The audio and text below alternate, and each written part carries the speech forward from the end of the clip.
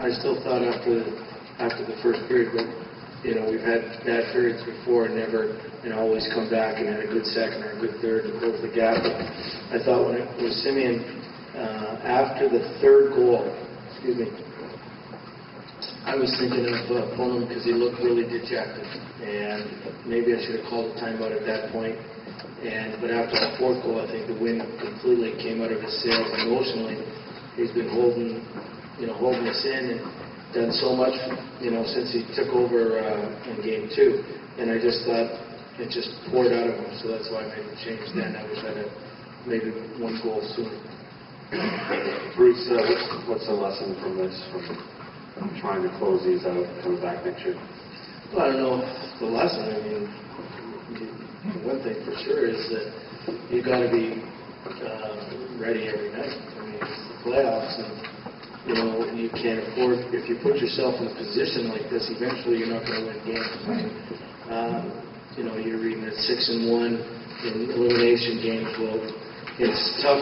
There's a reason that it's tough is because it's very difficult to keep that standard up. And we knew Pittsburgh was going to be very difficult tonight. I mean, we knew they would come back. We knew their mentality of where they've been in the past, and we just weren't able to get up that much emotionally. Look, thoughts, I think, for us, with about 8 minutes to go. Then we took 2 penalties. And then when we take penalties and you stand around when you're killing them, and they're getting shots and shots, and it's adding the momentum, and your better offensive players are sitting on the bench. It's not hard to get 8, 9 shots in 4 minutes. So, excuse me. I mean, that's how it got up there, but I thought it was a pretty tight first period until that point. I mean, it didn't seem like we had a lot of emotion, but, if Alex had put that one in on the breakaway, who knows, might have been a different story.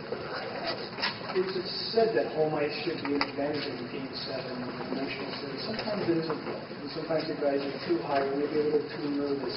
I'm not making excuses, but in hindsight, did you see that point? Well, you know what, and I don't want to make excuses either, because Pittsburgh was definitely the better team tonight. But sometimes, and that's what I said the other day, was that you get at home, and I tried to warn the players, and you're going to have 100 friends calling you. You're going to have everybody wanting tickets, and you've got to be able to stay focused. Now, if they did, they did. Evidently, looking at it tonight, it didn't look like we were as ready as we should have been.